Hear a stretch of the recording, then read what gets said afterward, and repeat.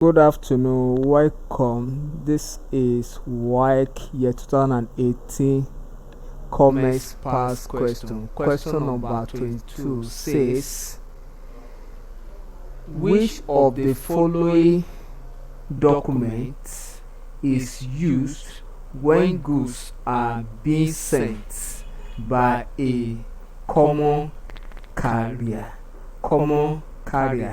That is, most of us might have seen maybe a bike or delivery officer.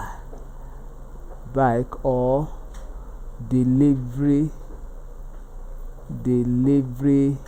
officer coming to our doorpost to give us a particular document to sign in respect of a product or goods or consignment. So the document that is issued along with that product: A, delivery note; B, consignment note; C, advice note; D, credit note. The correct option here is option B, which is consignment note. Consignment note is the same as consignment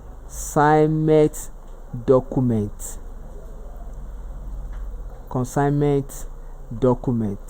When we say something is a document, it is given to the receiver to sign that this particular goods or product is received in a good condition. So it's different from delivery note, it's different from advice note, it's different from credit note. Thank you and God bless you. Ensure you subscribe for more of our videos.